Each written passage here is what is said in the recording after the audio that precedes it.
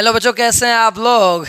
और उम्मीद है आप एकदम मस्त होंगे और हमारी हिंदी की क्लास को बेहतरीन तरीके से कर रहे होंगे। तो बच्चों, आज हम लोग ओ सदा नीरा, जो कि आपका हिंदी क्लास 12th वाले बच्चों का चैप्टर नंबर 7 है। आज हम लोग बच्चों ओ सदा नीरा पाठ को लाइन बाय लाइन पढ़ने जा रहे हैं। और ख़ास करके ये जो क्लास है वो क्लास बिहार वाले बच्चे के लिए एकदम महत्वपूर्ण है, क्योंकि आज का क्लास जो होगा, हम लोग एक नदी है, उस नदी का नाम है गंडक नदी। तो आज हम लोग उस नदी के बारे में जानेंगे और उस नदी को कहा गया है ओ सदा नीरा। तो आज हम लोग ओ सदा नीरा पाठ का संपूर्ण देखने वाले हैं, सारा चीज़ देखने वाले हैं, वन शॉट रहने वाला है। खैर, इसका एक ऑब्जेक्टिव वीडियो हमें लगता है अलग से बनाना पड़ेगा। कोशिश करता हूं कि मैं इसी चैप्टर में ही अभी आपको ऑब्जेक्टिव क्लियर करवाऊं। यदि अगर समय मिला तो ऑब्जेक्टिव भी क्लियर हो जाएगा, वरना एक वीडियो और आएगा तो आप इसका पार्ट 2 में ऑब्जेक्टिव क्लियर मैं आपका करवाने की कोशिश करूँगा। ठीक है, तो चलिए आज का क्लास स्टार्ट करते हैं। इतनी आसानी से कोई नहीं समझाएगा, ऐसा मैं नहीं, ऐसा आप लोग कहते हैं, क्योंकि आपका कमेंट ही हमें बताता है कि सर इतनी आसानी से इस YouTube चैनल पर कोई भी नहीं समझा पा रहे हैं। तो चलिए, खैर आप सभी को हमारी भाषा समझ में आ रही है और इसके लिए मैं तो खैर आप सभी का thank you so much in चीज़ों के लिए। और चलिए बच्चों, आज का क्लास स्टार्ट करते हैं बिना समय को गवाए हुए। तो सबसे पहले इस चैप्टर के जो लेखक हैं उनका नाम है जगदीश चंद्र माथुर। यदि अगर आपको एग्ज़ाम में 1 नंबर लेना है तो आप अवश्य चैप्टर का नाम याद करके जाइएगा। एग्ज़ाम हॉल में आपसे यही क्वेश्चन पूछेगा कि ये जो चैप्टर है आपका, यहाँ देख सकते हैं ओ सदा नीरा, इस चैप्टर के लेखक कौन है। तो बच्चों इसका आंसर हो जाएगा आप सभी का जगदीश चंद्र माथुर। देख सकते हैं आप तस्वीरों में ये प्यारा सा खूबसूरत सा चेहरा, यही है जगदीश चंद्र माथुर जी हमारे, और जो कि आपके इस चैप्टर के लेखक हैं। तो सबसे पहले हम लोग जानते हैं आखिर ये किस टाइप का चैप्टर है और इस चैप्टर में क्या क्या चीज़ की चर्चा हुई है। तो मैं चलिए आपको कुछ तस्वीर आपको दिखाऊंगा अभी, उस तस्वीरों के माध्यम से मैं आपको सीधे इस चैप्टर में लेके चलूँगा। तो देखिए, अभी चैप्टर के स्टार्टिंग में ही मैं आपको दिखाना चाहूँगा कि जैसा कि मैं आपको बताया कि ये कहानी और ये जो चैप्टर है वो बिहार से रिलेटेड है, इसलिए मैंने फर्स्ट में ही कहा था कि बिहार के बच्चे जो भी हैं उन सभी को ये चैप्टर अच्छे से पढ़ना चाहिए। बच्चों देख सकते हैं आप, यहाँ पर है हमारा प्यारा सा खूबसूरत सा बिहार है, और बिहार में देखिए एक जगह है उसका नाम है पश्चिमी चंपारण, और एक जगह है यहाँ पर पूर्वी चंपारण। तो बच्चों पहले जो था पूर्वी चंपारण और पश्चिमी चंपारण क्या था, तो एक हुआ करता था, और वहीं की ये आपका वहीं से रिलेटेड ये आपका चैप्टर है। सबसे पहले तो मैं आपको नक्शे में ये दिखा दूंगा कि पूर्वी चंपारण देखिए यहाँ पर है पश्चिमी चंपारण, और ये है आपका पूर्वी चंपारण। तो पहले बच्चों ये पूर्वी चंपारण और पश्चिमी चंपारण क्या था कि एक हुआ करता था, और इसी वजह से इस चैप्टर में आपका बार बार चर्चा होगा चंपारण का। कहाँ का चर्चा होगा, तो चंपारण का। देख सकते हैं आप, मैंने इंडिकेट भी कर दिया है। तो ये पहले एक हुआ करता था जिनका नाम था चंपारण। ठीक है, और देख सकते हैं आप, ये है अपना बिहार, और बिहार में एक जगह है ये है पूर्णिया, और ये मैं आपका ऑनलाइन जो क्लास ले रहा हूँ, ये जो यूट्यूब चैनल है यहीं पूर्णिया ज़िला से चल रहा है। ये पूर्णिया हमारा, ये पूर्णिया यहाँ पर है, और ख़ास करके हमारे इस यूट्यूब चैनल पे बिहार के लगभग सभी ज़िले के बच्चे लगभग जुड़ चुके हैं। तो ये तो खैर बहुत गौरव की बात है कि आप सभी हमें पूरे बिहार से इतना प्रेम दे रहे हैं बच्चों। तो देखिए ये जो चैप्टर है, और इस चैप्टर में चलिए क्या क्या चीज़ों पर चर्चा होगी। तो सबसे पहले आप सभी जानते हैं कि चंपारण का इतिहास बहुत ही गौरवमयी रहा है, और वहाँ पर नील की खेती होती थी। इस टाइप का ही होता है, ठीक है ना, इस टाइप का ही एक पौधा होता है, उसका नाम होता है नील का पौधा। और अंग्रेज़ क्या करते थे, हमारे किसानों पर ज़बरदस्ती नील की खेती करवाते। सबसे पहले मैं आप सभी को बता दूँ कि नील की जो खेती होती है वह ये नील होता है जो कि हम लोग कपड़ा में डालते हैं, वाइट शर्ट वगैरह में जो नील डालते हैं कलर करने के लिए। तो खैर अब तो खैर वाइट शर्ट में कोई नील नहीं डालता है, बट पहले नील वगैरह का इस्तेमाल बहुत ज़्यादा मात्रा में होता था। तो अंग्रेज क्या करते थे, देख सकते हैं आप यहाँ तस्वीरों के माध्यम से, हिंदुस्तान के किसानों को ज़बरदस्ती नील की खेती करवाई जाती थी, और उस नील का पत्ता को वगैरह को सरने दे दिया जाता था 1 महीना 1.5 महीना के आसपास में। फिर उस पर देखते हैं लट्ठर वगैरह दे दिया जाता ताकि उसका रस वगैरह वहाँ एकदम जमा रहे, फिर उससे नील तैयार होता था, फिर वगैरह मशीन वगैरह में जाके नील तैयार होता था। तो ये कहानी मोटा मोटी चंपारण की जब बात आएगी तो नील की कहानी की बात भी आप सभी को याद आएगी। ठीक है, तो वहाँ का भी चर्चा होगा। और बिहार आए थे, हमारे गांधी जी आए थे बिहार, 1917 में आए थे। आप सभी को मालूम होगा कि नील आंदोलन 1917 में हुआ था। तो ये नील आंदोलन महात्मा गांधी आए थे, देख सकते हैं आप महात्मा गांधी का स्वागत के लिए कितना पूरा स्टेशन, पूरा रेलवे स्टेशन पूरा भरा हुआ है। तो इस प्रकार का आज का क्लास होने वाला है। चूँकि मैं आपको तस्वीर इसलिए दिखा रहा हूँ ताकि आपको आज के क्लास में समझ आए कि कैसा चैप्टर हम लोग का कुल मिला करके रहने वाला है। और देख सकते हैं इसमें थोड़ा सा बाढ़ वगैरह का भी चर्चा होगा कि चूंकि इस चैप्टर का नाम है ओ सदा नीरा, और ओ सदा नीरा कहा गया है किस नदी को बताइए? तो गंडक नदी को। किसको कहा गया है? गंडक नदी को कहा गया ओ सदा नीरा। तो कुल मिलाकर के वहाँ बाढ़ का भी होगा। जैसे देख सकते हैं आप यहाँ पर बाढ़ है, बड़ा ही भयानक मंजर होता है। देख सकते हैं यहाँ पर कोई डूब भी रहा है, कितना ये दर्दनाक स्थिति होता है बाढ़ वगैरह का। खैर जो चीज़ आप लोग टीवी वगैरह में देख रहे हैं आपको तो बहुत लग रहा होगा कि चलो ये आसान है, बट इस स्थिति में जो होंगे व्यक्ति उनके बारे में सोचिए कि कितना दुखद वो समय होता है बाढ़ का। देख सकते हैं आप यहाँ भी घर वगैरह डूब चुका है, और यहाँ पर बस वगैरह, स्कूल शायद बस है। और देख सकते हैं यहाँ पर भी किस प्रकार से बुजुर्ग व्यक्ति हैं जो कि सिलेंडर हाथ में लिए हुए हैं। तो उस प्रकार का कहानी रहने वाला है। और वहाँ पर गंडक नदी पर बांध वगैरह बनाने की भी बात हो रही है, वो भी चर्चा होगा। ये डैम वगैरह है। और कुछ हम लोग जाति वगैरह के बारे में जानते हैं, जहाँ इस चैप्टर में आपको बताएंगे कि कुछ जो धांगर वगैरह होते हैं जो कि संथाल वगैरह में आते हैं, तो उनका भी चर्चा इस चैप्टर में कुल मिला करके रहने वाला है। खैर मेरा कोई ये मकसद नहीं है कि फ़ोटो को दिखा करके किसी विशेष समुदाय का मजाक वगैरह या कुछ प्रकार से बनाना, बस मैं सिर्फ नॉलेज पर्पस से आपको दिखा रहा हूँ कि इस प्रकार से उन लोगों की अपनी सभ्यता संस्कृति होती है। काफ़ी खूबसूरत इन लोगों का भी कल्चर वगैरह होता है, ठीक है। और यहाँ पर भी देख सकते हैं आप थारू वगैरह जो राजस्थान के जो लोग होते हैं उन लोगों का कल्चर का कहना ही क्या है। इस प्रकार का आज का आप सभी का चैप्टर रहने वाला है। देख सकते हैं आप राजस्थानी कल्चर वगैरह है। तो इन सब चीज़ों पर आज हम लोग चर्चा करेंगे। चलिए बच्चों, तो हम लोग बहुत सारा तस्वीर वगैरह को देख लिया, अब सीधे आते हैं ऑन द पॉइंट, मुद्दे की बात पे आते हैं। तो ये रहा आपका चैप्टर का सबसे पहला आप सभी का लेखक का परिचय, ठीक है। लेखक का परिचय अक्सर एग्जाम में इससे 2-3 नंबर पूछता है, तो आप मेरे साथ साथ याद करेंगे, मेरा साथ भी देंगे इन चीज़ों में। तो देखिए कहता है क्या, लेखक का परिचय। तो सबसे पहले हम लोग जानेंगे कि लेखक का जन्म वगैरह कब हुआ था। तो लेखक का जन्म हुआ था 16 जुलाई 1917 ईस्वी को। 16 जुलाई 1917 ईस्वी को हुआ था। आपके लेखक का जन्म 1917 में कब हुआ था? 1917 में। और आप इस प्रकार से याद रख सकते हैं कि नील आंदोलन भी कब हुआ था? 1917 में। और चूँकि इसीलिए लेखक वहाँ का चर्चा वगैरह विशेष रूप से करते हैं।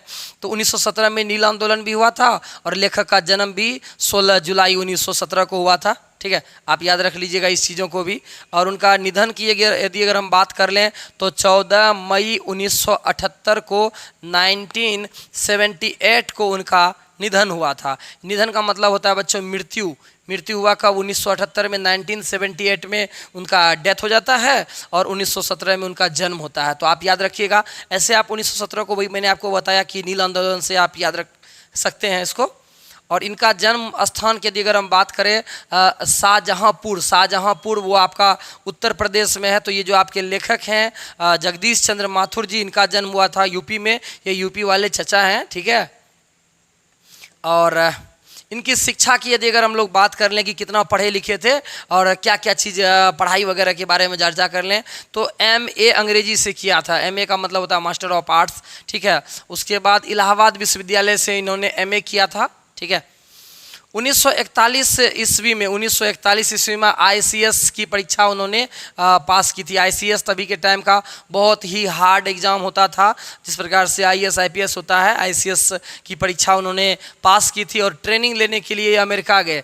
ICS की परीक्षा जब इन्होंने पास की तो पास करने के बाद ये अमेरिका गए ट्रेनिंग लेने के लिए। ICS का ट्रेनिंग लेने के लिए ये अमेरिका गए। उसके बाद फिर क्या हुआ, जब बिहार आए तो बिहार में शिक्षा सचिव बने। क्या बने? शिक्षा सचिव बने। बहुत इंपॉर्टेंट क्वेश्चन है, क्या बने? तो शिक्षा के सचिव बने। सचिव आप लोग जानते हैं कि बिहार सरकार में जो शिक्षा व्यवस्था होता है उसका एक सचिव होता है जो कि बिहार का शिक्षा व्यवस्था को कंट्रोल करता है। तो ये शिक्षा सचिव बने, ठीक है।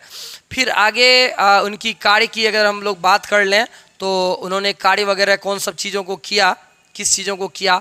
तो कार्य की यदि अगर हम लोग बात कर लें तो सन 1944 की बात करें, सन 1944 में बिहार के सुप्रसिद्ध सांस्कृतिक उत्सव जो होता है वैशाली महोत्सव का बीजारोपण किया। तो बिहार में एक बहुत बढ़िया एक सांस्कृतिक फेस्टिवल होता है, उसका नाम होता है वैशाली महोत्सव। तो वैशाली महोत्सव का जो प्रारंभ होता है उसका बीजारोपण कहा जाए, उनको स्टार्ट करने का, ये फेस्टिवल को स्टार्ट करने का श्रेय हमारे जगदीश चंद्र माथुर जी को जाता है कि बिहार में वैशाली महोत्सव जो होता है उसका बीजारोपण किया, यानी पदार्पण किया, यानी स्टार्ट किया।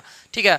उसके बाद ऑल इंडिया रेडियो, क्या बात है, इन्होंने ऑल इंडिया रेडियो में भी अपनी सेवाएं दी थी। आप लोग जानते हैं पहले रेडियो वगैरह खूब चला करता था, जब से मोबाइल वगैरह आया तो लोग मोबाइल में ही गाना वगैरह सुनते हैं। जब हम लोग का बचपन हुआ करता था हम भी रेडियो वगैरह सुनते थे, बहुत मज़ा आता था, खास करके ऑल इंडिया रेडियो, उसमें हेलो फरमाइश एक आता था। हम लोग क्या करते थे, हेलो फरमाइश में कॉल लगाते थे, बड़ा मुश्किल से कॉल लगता था और उसमें नाम लेता था, और नाम लेने के साथ दिल को जो सुकून मिलता था वो सुकून अब कहाँ है ना। तो ऑल इंडिया रेडियो में ये महानिदेशक भी रहे, देख सकते हैं आप कि ये महानिदेशक रहे, डायरेक्टर रहे ऑल इंडिया रेडियो में। फिर उन्होंने क्या किया, सूचना और प्रसारण मंत्रालय में, जो कि भारत सरकार का बहुत बड़ा विभाग होता है, सूचना एवं प्रसारण मंत्रालय में हिंदी सलाहकार के पद पर भी कार्य किया। तो वहाँ पर जाकर के इन्होंने क्या किया, हिंदी सलाहकार का पद भी इन्होंने धारण किया। हिंदी सलाहकार, चूँकि हिंदी में इनका विशेष रुचि था तो हिंदी के सलाहकार बन गए कि कहाँ क्या हिंदी में होना चाहिए। उसके बाद ये हार्वर्ड विश्वविद्यालय के विजिटिंग फेलो रहने के कारण अतिरिक्त अन्य काम किया, अनेक महत्वपूर्ण कार्य से जुड़े रहे। और उन्होंने हार्वर्ड जो विश्वविद्यालय होता है वहाँ उन्हें वो क्या करते हैं, विजिटिंग फेलो के पद पर रहते हैं। और फिर उसके बाद बहुत सारा महत्वपूर्ण काम किए हैं जो कि इतना चर्चा करना संभव नहीं है, क्योंकि बहुत ही बड़े पर्सनैलिटी के व्यक्ति थे।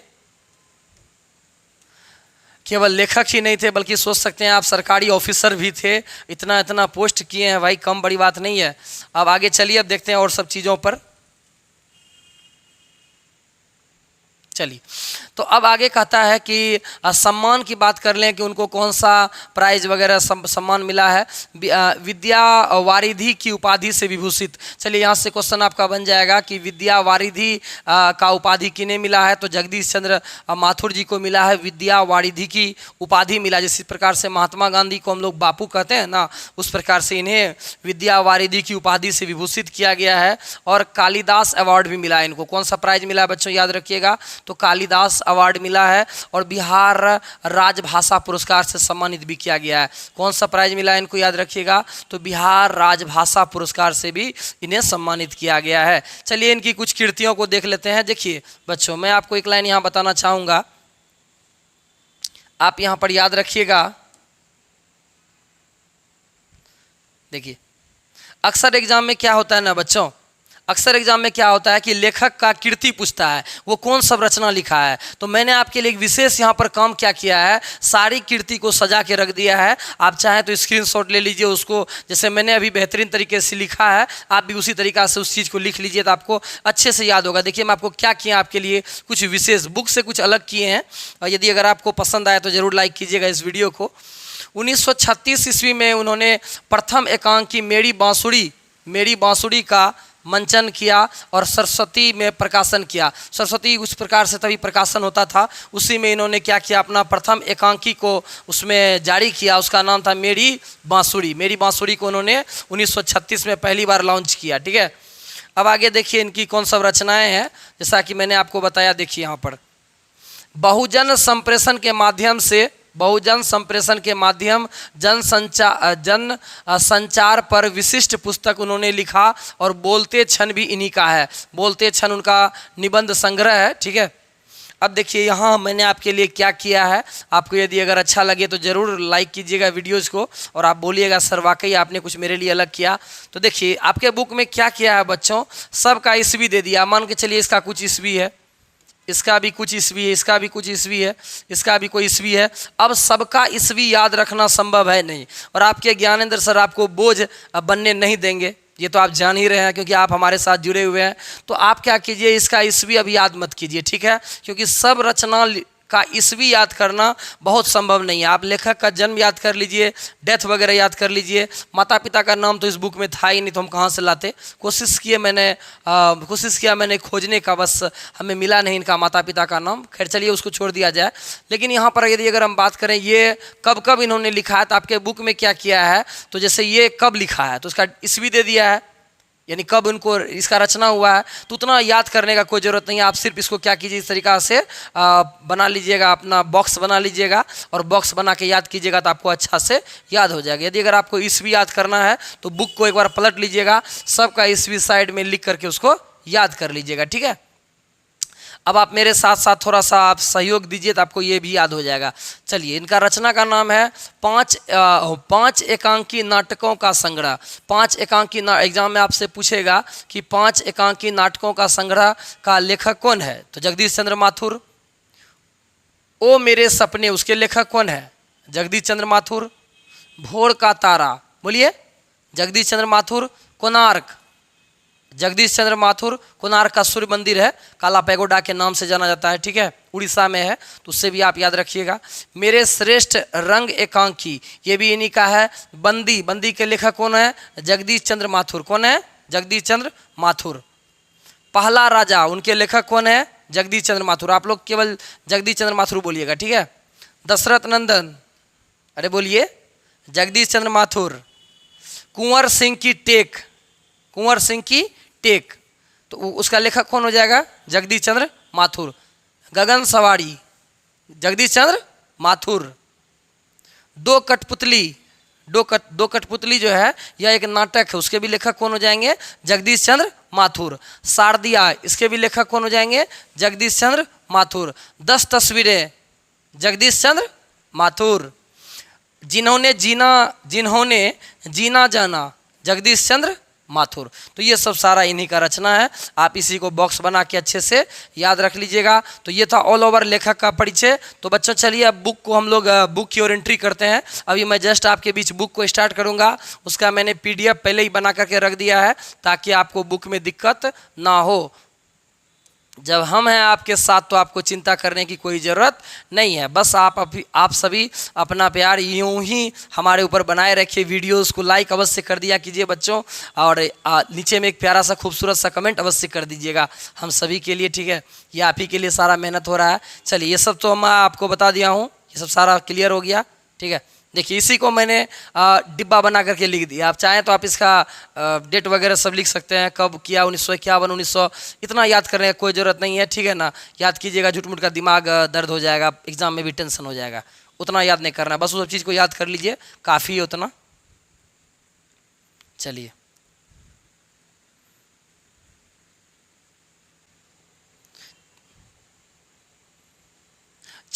चलिए अब चलते हैं चैप्टर की ओर।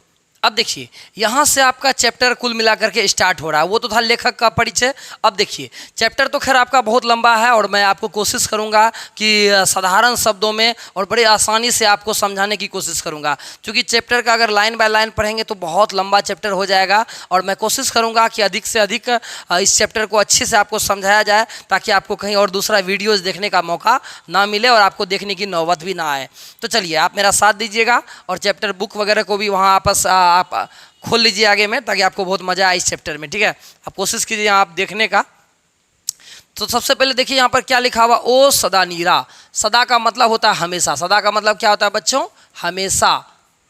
नीरा, नीरा का मतलब, नीर का मतलब होता है जल। क्या होता है, जल। तो ओ सदा नीरा का मतलब होता है ओ हमेशा बहने वाली जल, यानी नदियां को बारे में कहा गया है। तो गंडक नदी जो एक नदी है उसी को कहा गया ओ सदा नीरा, यानी हमेशा बहने वाली नदियां, ठीक है ना। तो इसीलिए नाम पड़ा इस चैप्टर का ओ सदा नीरा। ओ सदा नीरा किसे कहा गया बच्चों, तो गंडक नदी को कहा गया है। आप इसका लेखक का नाम ऐसे याद रख सकते हैं। नीर का मतलब होता है जल। क्या होता है, जल, ठीक है। और इसका लेखक का नाम क्या है, जगदीश चंद्र माथुर। क्या है, जगदीश, क्या है, जगदीश चंद्र माथुर। तो याद रख लीजिएगा, जग, जग में हम लोग रखते हैं पानी। क्या रखते हैं जग में, पानी। तो जल माने क्या होता है, पानी। लेखक का नाम क्या है, जगदीश। तो बताइए, तो आप जल को किस में रखिएगा, जग में। तो इसका लेखक कौन हो जाएगा, जगदीश चंद्र माथुर। एग्जाम में नहीं भूलिएगा। अब ये ट्रिक आपको अगर अच्छा लगेगा तो जरूर बताइएगा, सर ये ट्रिक हमको बड़ा मजा आया, ये ट्रिक, ठीक है। अब देखिए कहता क्या, चैप्टर में आते हैं। कहता है कि बिहार के उत्तर पश्चिम कोण में चंपारण क्षेत्र की भूमि बहुत पुरानी है। चंपारण क्षेत्र की भूमि क्या है? बहुत पुरानी है और नवीन भी है। हिमालय की तलहटी में जंगलों की गोदी से उतारकर मानव मानो शैशव सुलभ अंगों और मुस्कान वाली धरती को ठुमक ठुमक कर चलना सिखा रही है। ठुमक ठुमक कर चलना सिखा रही है। नए खेत, नई पैदावार और बीच बीच में पलास, साल एवं अन्य जंगली वृक्षों की भटकी सी पाते दूर दूर तक समतल की गई भूमि ट्रैक्टर की आतुर अंगुलियों ने मानो जिसे परिहत वसना कर दिया है। तभी तो लाज से सिकुड़ी सी इन नदियों में जल नाम मात्र को रह गया है। बालू की डगरों के बीच खोई सी रह गई है ये धाराएं जो कभी वंशरी के ढके वक्ष स्थल में किलकती रहती थी। अब चलिए इसका अर्थ क्या हुआ। कवि कहते हैं कि बिहार के जो उत्तर पश्चिमी कोना में है, बिहार का जो उत्तर पश्चिमी कोना है यानी चंपारण वाला जो इलाका है, ये जो चंपारण का क्षेत्र है, वहाँ की जो मिट्टी है वो बहुत पुरानी है, या तो आप कह सकते हैं वो मिट्टी एक नई मिट्टी भी है। क्योंकि नदियाँ क्या करती है, नदी को, मिट्टी को क्या करती है, यहाँ से वहाँ लेके जाती है और वहाँ से यहाँ लेके आती है। तो इसलिए कवि ने कहा है ये जो चंपारण क्षेत्र की जो भूमि है वो मिट्टी नई भी है और पुरानी भी है। और क्यों? क्योंकि वहाँ पर हिमालय का जो तलहटी वाला इलाका है और वहाँ की जो नदियाँ हैं, वहाँ पर वो नदियाँ क्या करती है, वहाँ पर आती है और ठुमक ठुमक करके चलती है। और वहाँ पर जो चंपारण का जो इलाका है वहाँ पर बहुत सारे वृक्ष हैं, जैसे पलास वृक्ष हो गया, साल वृक्ष हो गया और अन्य जंगली वृक्ष वहाँ का जंगली वृक्ष है। और वहाँ की जो समतल भूमि है वहाँ पर ट्रैक्टर लगता है कि आतुर अंगुलियों में मानो जिसे परिहत वासना कर दिया है। और वहाँ पर क्या है, ट्रैक्टर ने क्या किया है, अब वहाँ का थोड़ा मोड़ा वहाँ का इलाका थोड़ा बदल चुका है। और तभी तो लाज से सिकुड़ी इन नदियों ने जल नाम मात्र को रह गया है। बट अभी वहाँ की जो नदियाँ हैं वहाँ पर जल नाम मात्र रह चुका है, क्योंकि अब वो सब कुछ वहाँ नहीं रहा है। ठीक है, तो ये सब वहाँ कहता है। ठीक है, अब कहता है अब वे किलकती नहीं है। कहता है ये जो नदियाँ हैं, अब वो जो ट्रैक्टर वगैरह वहाँ चला है, जंगल का जो काटा जा रहा है, इन सब चीज़ों से क्या है, वहाँ का जो वातावरण है, वहाँ की जो चीज़ें हैं वो प्रभावित हो चुकी है। तो कभी कहता है वो जो नदियाँ हुआ करती थी वो सदा नीरा जो कभी किलकती रहती थी, नदियाँ इधर से उधर चला करती थी, अब वो नदियाँ वैसी नहीं है। या तो लाज में गड़ी निस्पंद सरकती रहती है, या बरसात के दिनों में उन मत यौवना वीरांगनाओं की भांति प्रचंड नर्तन करती है। कहता ये जो नदियां हैं ना वो लाज में गरी निष्पान सरकती है। अब वो नदी में वो वाली बात नहीं रही जो पहले उसमें वेग हुआ करता था, कंपन हुआ करता था। ये जो नदियां हैं वो सदा नीरा यानी जो गंडक नदी है वो बरसात के दिनों में जो है ना वो प्रचंड नर्तन करती है। बरसात के दिनों में ही पानी से लबालब भर जाती है, लेकिन हर वक्त वैसा नहीं रहती है।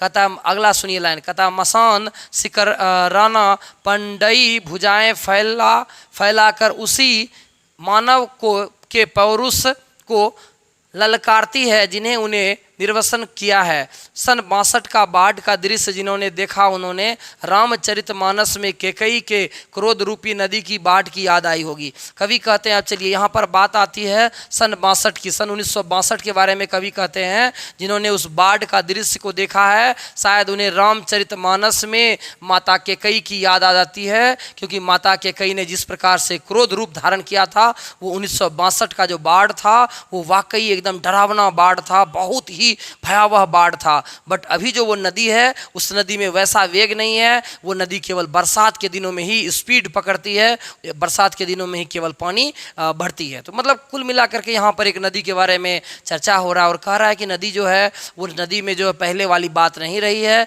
जिस समय में 1962 में बाढ़ हुआ करता था। और खैर चलिए ये तो बात सत्य भी है, क्योंकि अभी जो है जिस प्रकार से लगातार प्रदूषण फैल रहा है, जिस प्रकार से लगातार चीज़ें बदल रही है, तो उस प्रकार से क्या हो रहा है, बहुत सारी जो नदियां हैं उसका जल स्तर घटते जा रहा है।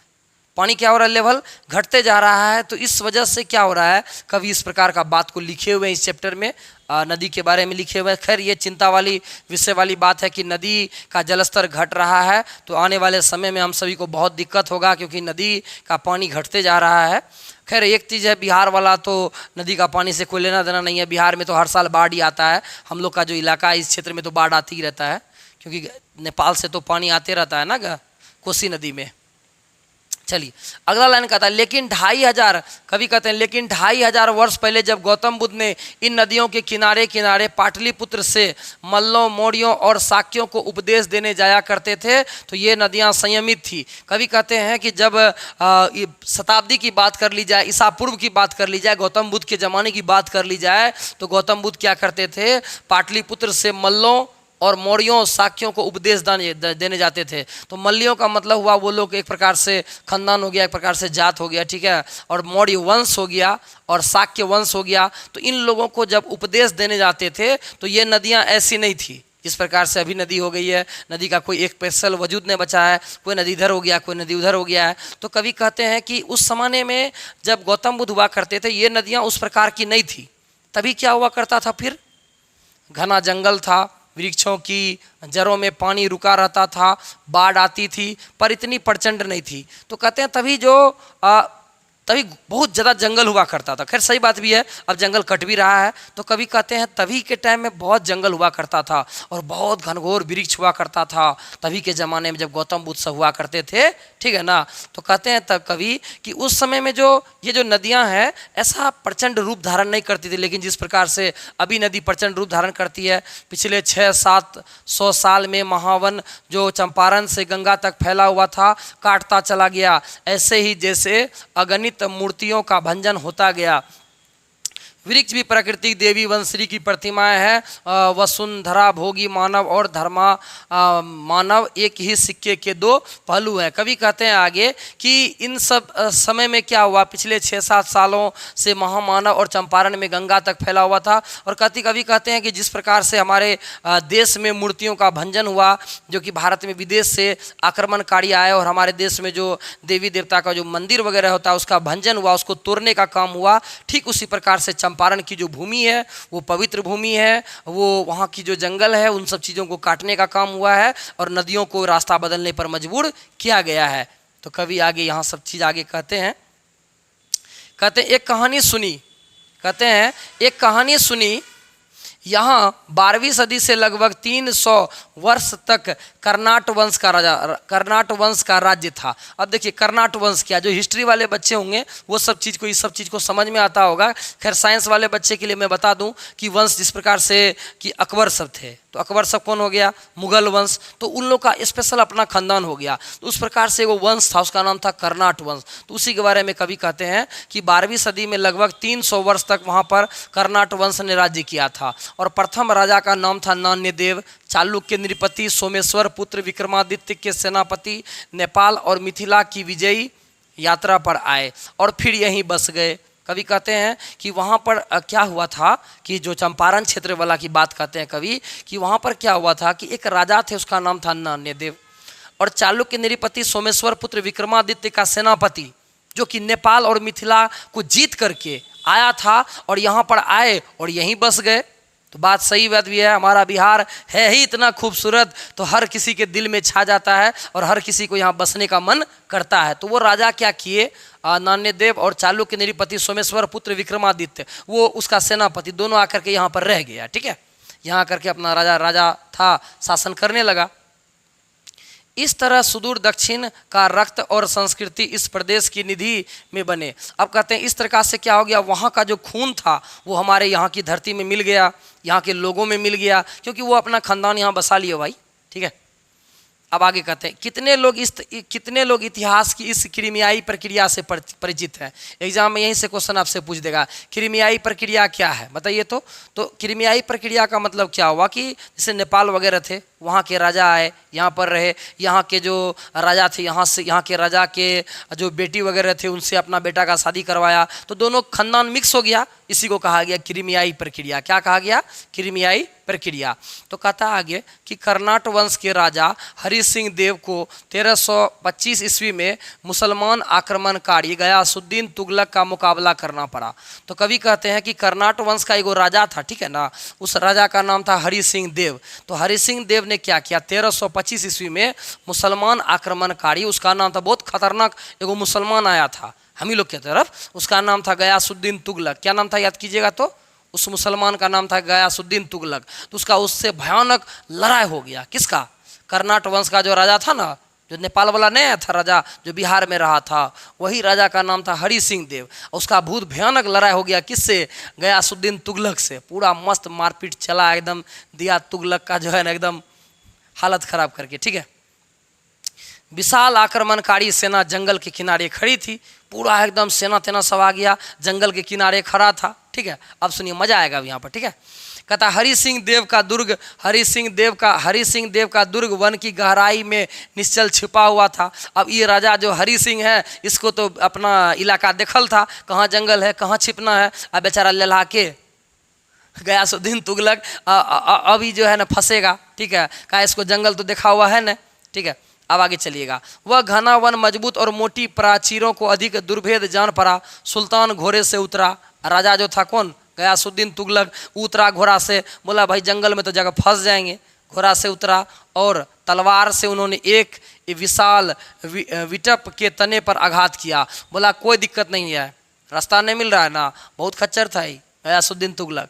बोला कोई बात नहीं है, घना जंगल है ना, जाते हैं तलवार से कटले चल जाएंगे, अपना अलग रास्ता बना लेंगे। बहुत खतरनाक था ही, ठीक है। और उसके गिरते ही बिजली की दौड़ गई, ठीक है, उसके गिरते ही बिजली सी दौड़ गई उसके सैनिकों में, और हजारों तलवारें घने वन के वृक्षों पर टूट पड़ी।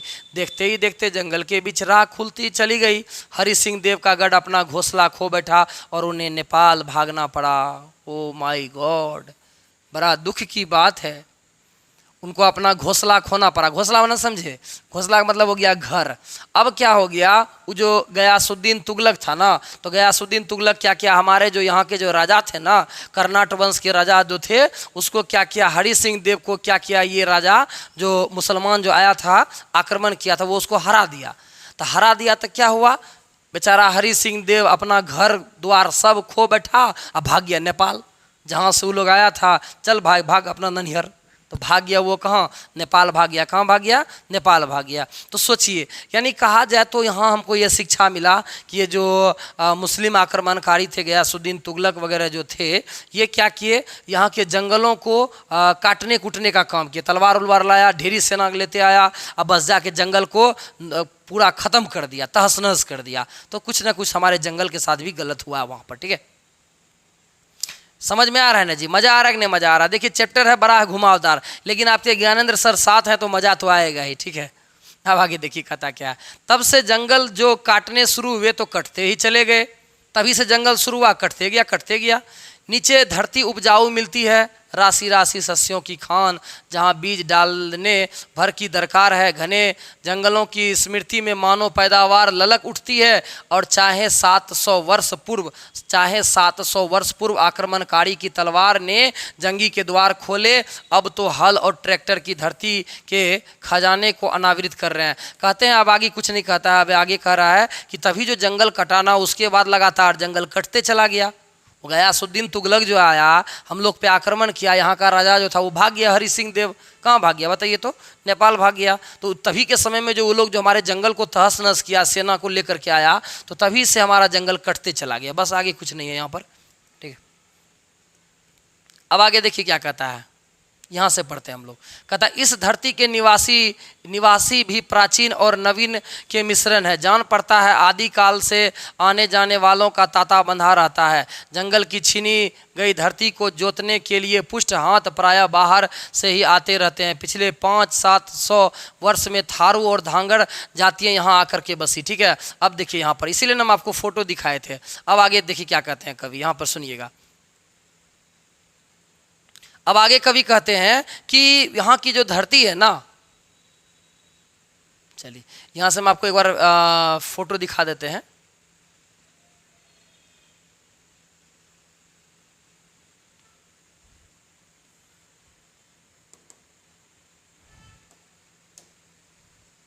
अब देखिए, आपको जो थारू और धांगर जाति का भी बात हुआ था ना, तो ये देखिए, ये रहा आपका।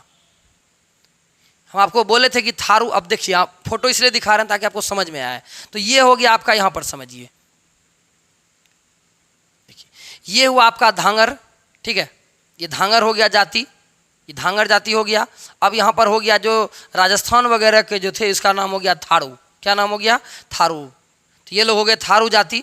तो कभी इसी के बारे में अभी आपका यहाँ पर चैप्टर में कह रहा है, ये जो लाइन है ना, थारू और धांगर। अब देखिए यहाँ पर समझिए, आपको तुरंत समझ में आ जाएगा। देखिए अब क्या कह रहा है, कहता है कि इस धरती के निवासी भी प्राचीन और नवीन के मिश्रण है। कहते हैं यह जो यहाँ की जो चंपारण की जो धरती है, वो पुराना और नया दोनों का मिलन से बना हुआ है। आदिकाल से ही वहाँ आने जाने वालों का तांता लगा रहता है, वहाँ पर लोग आते जाते रहता, आते रहता है, जाते रहता है, ठीक है। और कभी कहते हैं आगे कि पिछले 500-700 वर्षों में वहाँ पर थारू लोग आए और धांगर लोग आए। थारू भी आ गया, धांगर भी आ गया, दोनों आके बस गया। एगो संथाल आपको दिखाए ना, थारू और धांगर दोनों आकर के वहाँ बस गया। थारुओं के उद्भव के विषय में अनेक मत हैं। वे लोग अपने को आदिवासी नहीं मानते हैं, सही बात भी है। थारू लोग जो है ना, अपने आप को कहते हैं हम आदिवासी नहीं है। भाई काय मानेगा, राजस्थान से आया है। कहते हैं कि थारू शब्द जो है वह थार राजस्थान से निकला है। बात सही है, हम आपको अभी तुरंत दिखाए कि आदिवासी जो था, धांगर अलग था, नहीं था, वो थोड़ा सा सामला उमला टाइप से था। लेकिन ये जो था थारू, वो थोड़ा सा गोड़ा उड़ा भी था, क्योंकि राजस्थानी है भाई। तो बात तो कहना सही है इन लोग का कि हम लोग आदिवासी नहीं है। अब ज़बरदस्ती आप उसको आदिवासी बनाइएगा तो आपका मर्जी का बात है, ठीक है। तो कभी कहते हैं कि हमारा जो ये जो इलाका है, चंपारण का जो इलाका है, ये इलाका में थारू आ गए और धांगर दोनों आकर के वहाँ अपना घर बना लिए, बस गए, ठीक है। कहता धांगरों को 18वीं शताब्दी के अंत में लाया गया था। ये जो धांगर है ना, संथाल वगैरह जो होते हैं उसको धांगर कहते हैं। धांगर को 18वीं शताब्दी के अंत में लाया गया नील की खेती के सिलसिले में। अब देखिए, अब आप सोचिएगा हे सर, वहाँ पर ये जो था धांगर कैसे आके बस गया? तो देखिए, अंग्रेज क्या करते थे ना, बिहार के लोगों से नील की खेती करवाते थे, और इसी सिलसिले में वो क्या किए, लेबर मजदूर को खोजे, अल्लाह करके उन लोग को यहाँ बिहार के चंपारण में बसा दिए। बोले यहाँ रहो, काम करना और यहीं रहना। इस प्रकार से वहाँ क्या हुआ, चंपारण में दोनों लोग मिक्स कर गया। थारू भी आकर के बस गया, धांगर तो था ही, अंग्रेज उसको लेबे किया था। ये लोग दक्षिण बिहार के छोटा नागपुर पठार से लाए गए थे, अंग्रेज उसको लाया था नील का खेती करवाने के लिए। और ये आदिवासी जाति में था ओराव। ओराव जानबे करते हैं आप लोग, संथाल लोग में ओराव होता है, मुंडा होता है, लोहार होता है, इत्यादि के वंशज हैं। और धांगर शब्द का अर्थ होता है ओराव भाषा में भाड़े का मजदूर। अब देखिए, धांगर का हिंदी क्या होता है समझिएगा। तो धांगर का मतलब होता है ओराव भाषा में, यदि संथाली भाषा में अगर बात कीजिएगा, धांगर का मतलब होता है भाड़े का मजदूर। अब उसका नाम भाड़े का मजदूर क्यों पड़ा? क्योंकि अंग्रेज उसको लाए थे नील की खेती करवाने के लिए। इनके लोकगीतों में 200 वर्ष पूर्व को उस महाप्रस्थान की कथा बिखरी पड़ी है, जब नील के खेतों पर काम करने के लिए अंग्रेज साहब और रामनगर के तत्कालीन राजा इन्हें लाए। और अंग्रेज लाया था और रामनगर के जो वहाँ के राजा थे ना, वो उनको लाए थे नील की खेती करने के लिए, ठीक है। इसके बाद वर्षों तक उन्हें लगभग गुलामी का जीवन बिताना पड़ा। आपस में धांगर मिश्रित ओराव भाषा में बात करते हैं और दूसरे से भोजपुरी और मधेसी में, ठीक है। दक्षिण बिहार के गया जिले से भुइया लोग भी इसी भांति नील की खेती के लिए हिमालय से इस तलहटी में लाए गए। अब सुनिएगा, कहता है बिहार का गया जिला जो है, वहाँ से भुइया लोग, अब जिस प्रकार से वहाँ हो गया आपको ओराव हो गया, ठीक है, वहाँ से एक प्रकार से हिमालय से क्या हुआ कि भुइया लोग भी वहीं लाया गया नील की खेती के लिए। और हिमालय की इस तलहटी में लाए गए। ये आदिवासी नहीं है, भुइया लोग भी आदिवासी नहीं है, संभवतः ये मुसहर होता है। क्या होता है? मुसहर वर्ग के अंग है। तो भुइया हो गया आपका मुसहर, भुइया क्या हो गया? मुसहर। ये जो आपका ओराव हो गया, ये लोग हो गया आपका संथाल, और ओराव का हिंदी होता है भाड़े का मजदूर। तो कुल मिला करके कहा जाए तो भुइया यानी मुसहर लोग और आपका ओराव हो गया संथाल लोग, ये लोग को अंग्रेज ला करके वहाँ बसाए ताकि नील की खेती कर सके, ठीक है। अब आगे चलिए, अंग्रेज का मकसद यही था कि अलग अलग कास्ट को लाना और बसाना ताकि नील का खेती हो सके। तो भुइया लोग को भी अंग्रेज, भुइया लोग कहाँ से आए थे बताइए? तो भुइया यानी मुसहर लोग आए थे कहाँ से? तो हिमालय से आए थे, ठीक है। ये आदिवासी नहीं है, संभवतः सही बात है, भुइया लोग क्या है, आदिवासी नहीं है, वो मुसहर लोग को भुइया कहा जाता है। इन्हें कर्मठ मजदूरों से नील की खेती करवाते थे, साहब दासों की भांति काम करवाते, गुलाम की तरह उससे काम करवाते थे, किंतु संपदा में भागी में ये कभी ना बन पाए।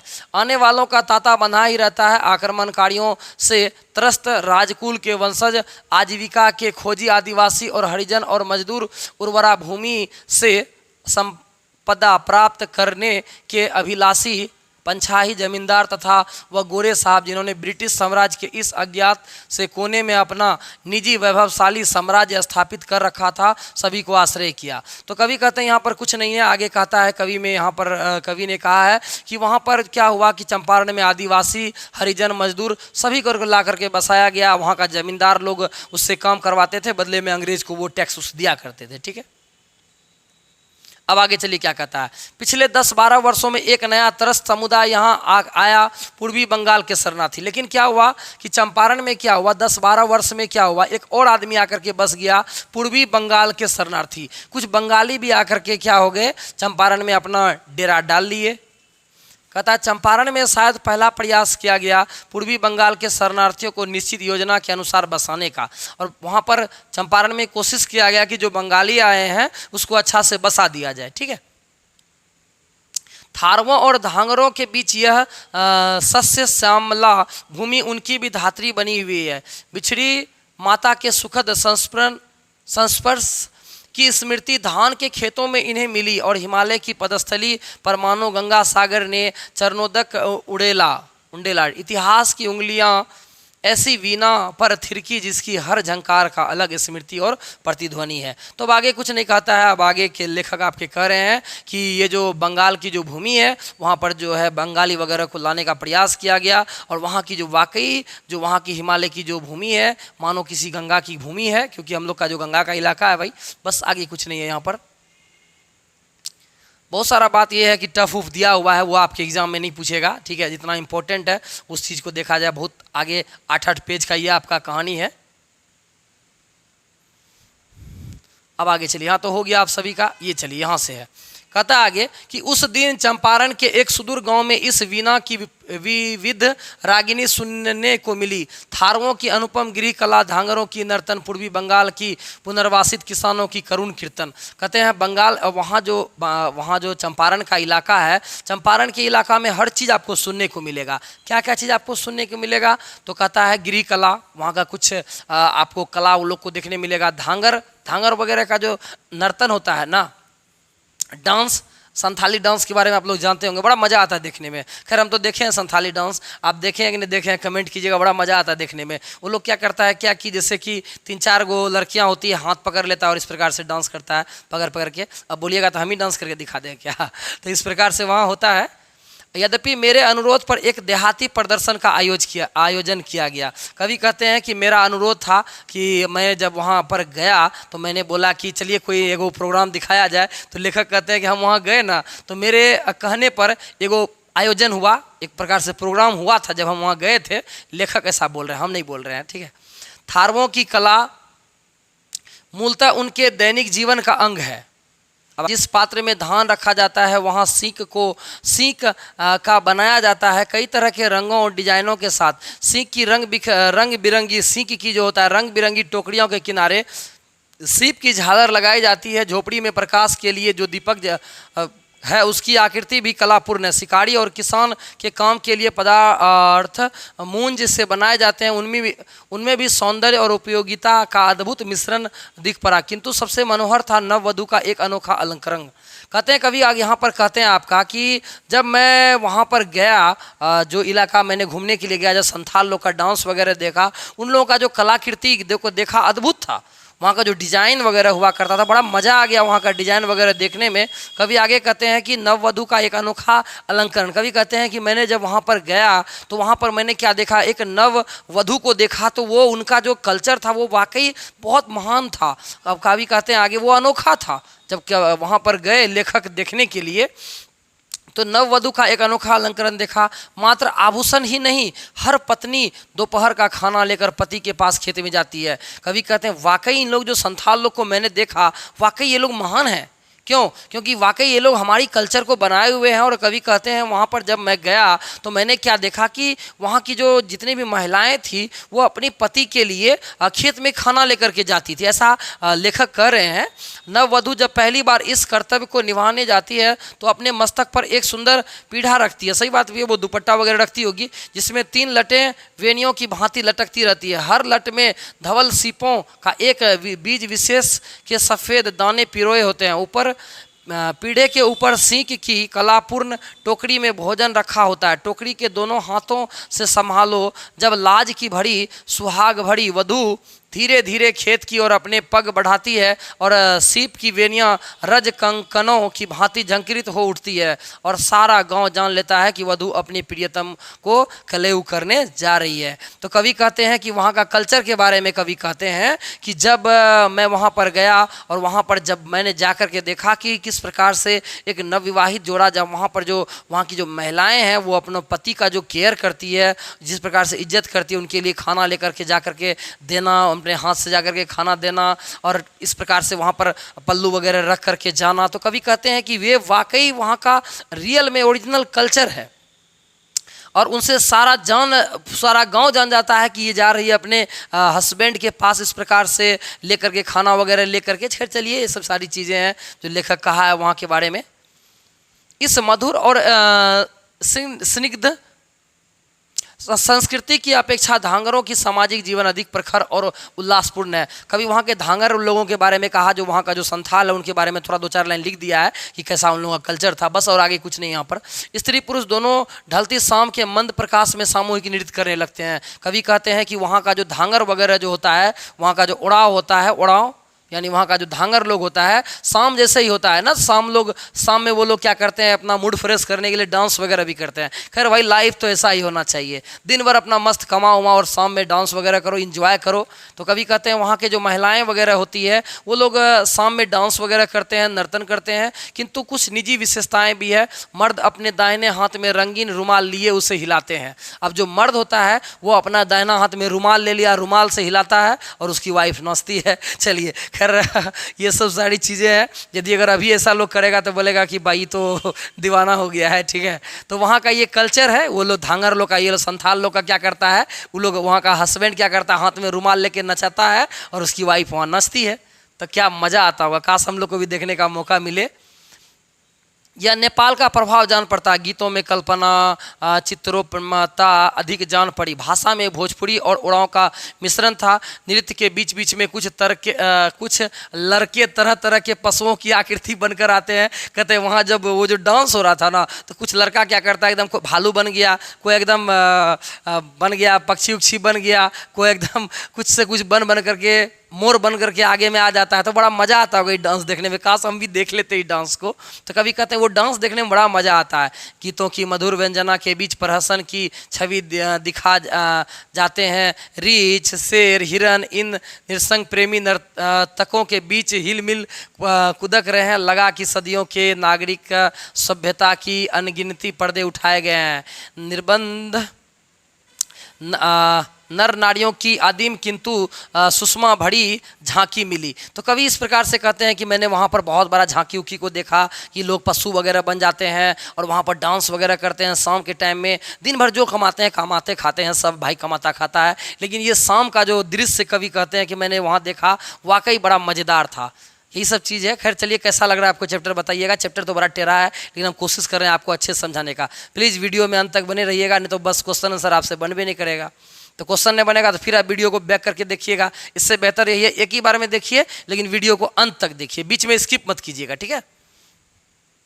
और इसके बाद पूर्वी बंगाल की कर्तन गंभीर विषादपूर्ण वातावरण में आनंदी गूंज का स्रोत बह निकला। भागीरथी और नाविकों की याद प्रतिध्वनित होने लगी। चंपारण की खलिहानों और जंगलों में बरसों बाद शायद इन कर्तनों की उर्द ताने छोटी होती आती है। शायद वह निषाद स्मृति की रेखाएं मलिन हो जाएं और उल्लास की कड़ियाँ मुखर जाए। चलिए, यहाँ कुछ नहीं कह रहा है, बस आगे कभी वहीं के बारे में लिखे हुए हैं। कहता है वहाँ का कल्चर उल्चर, वहाँ की जो मौसम है, रीत है, वो के बारे में बताए हैं।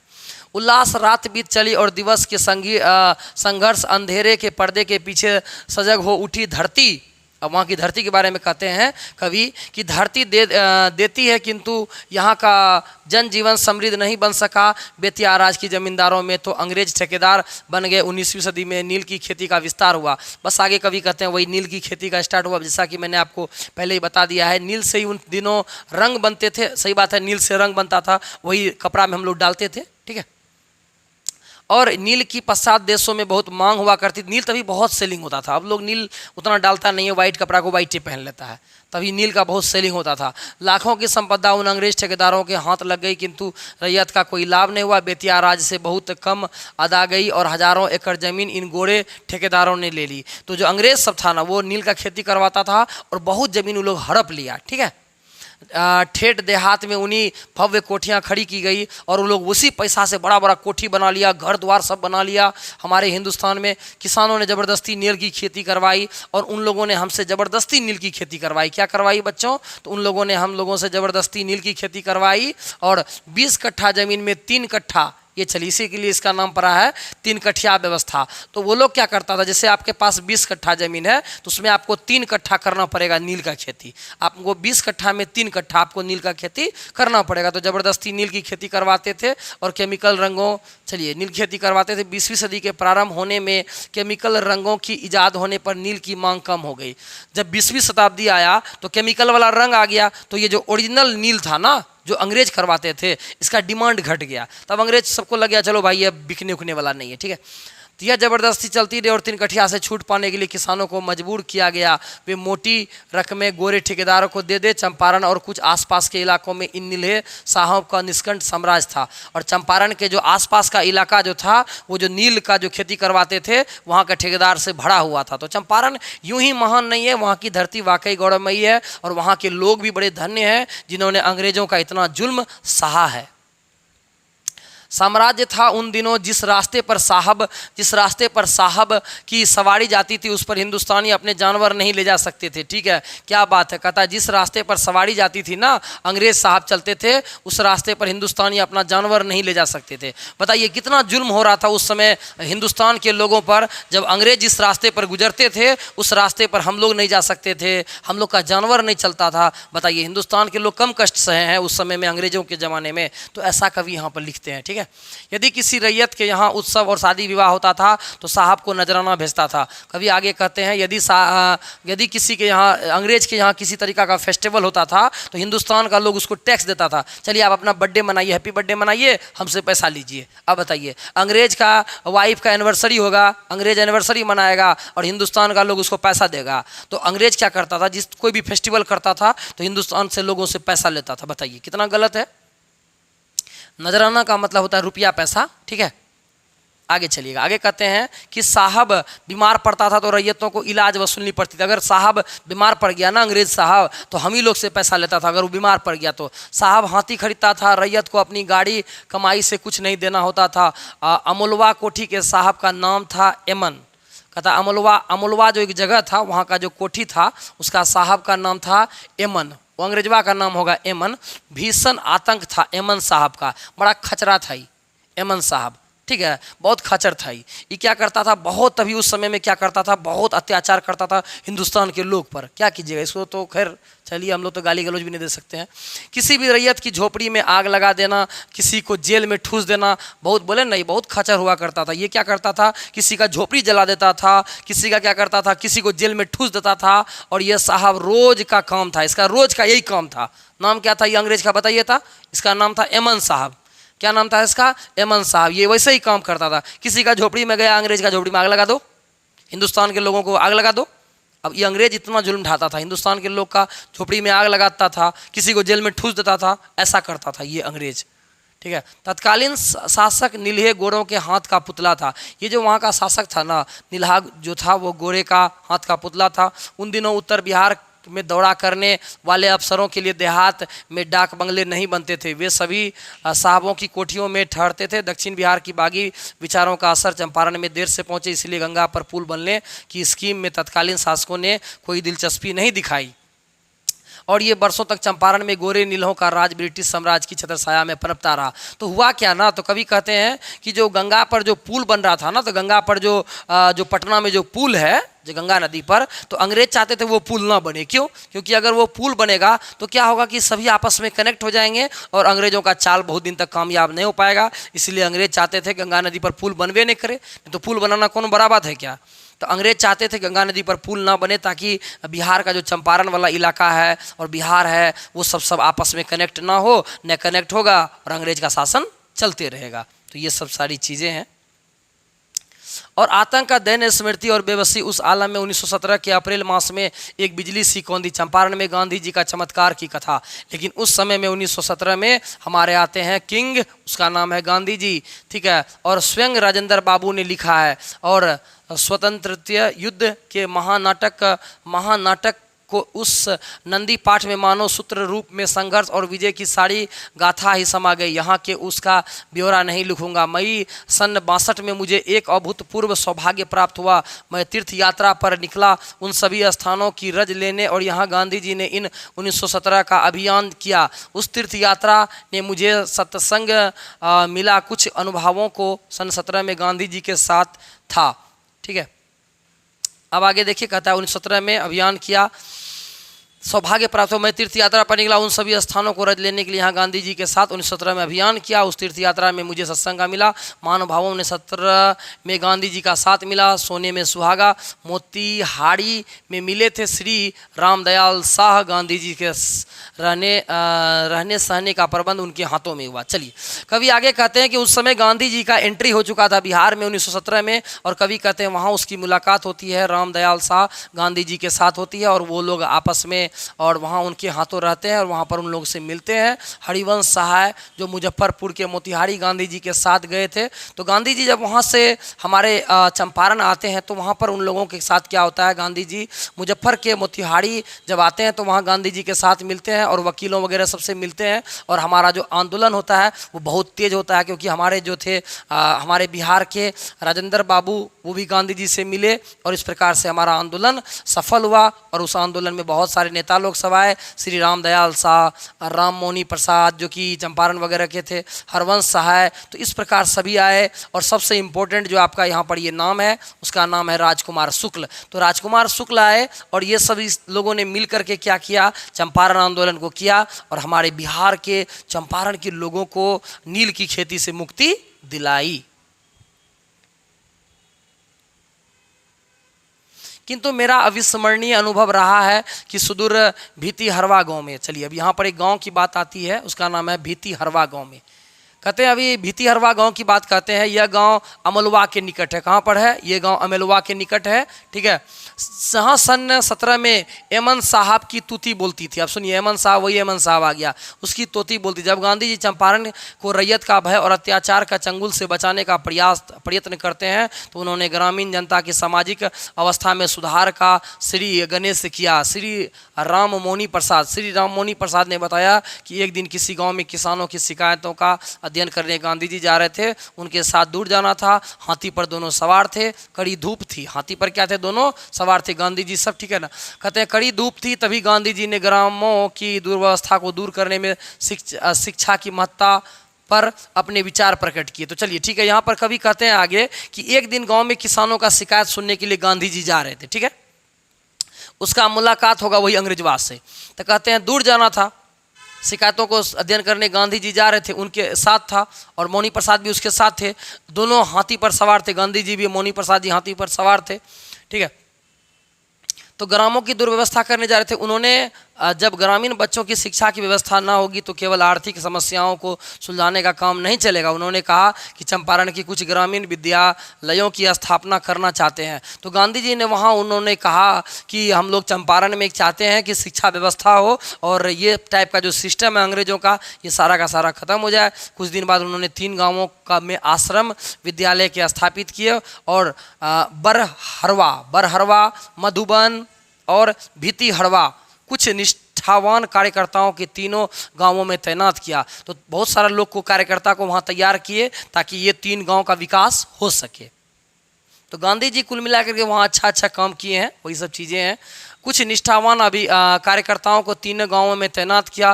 वे कार्यकर्ता आए गुजरात और महाराष्ट्र से। गुजरात और महाराष्ट्र के कार्यकर्ता को बुलाए और इस 3 गांव में वो रोके, बोले इस 3 गांव में स्कूल वगैरह खुलना चाहिए और ये जो नील का खेती वगैरह सिस्टम है ये हटना चाहिए।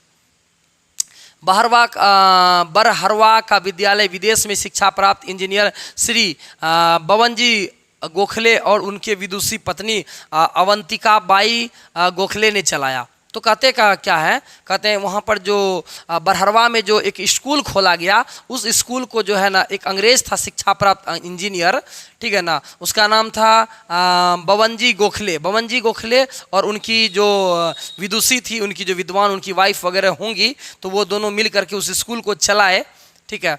और साथ में देवदास गांधी भी थे, साथ में गांधी जी के जो थे देवदास वो भी थे।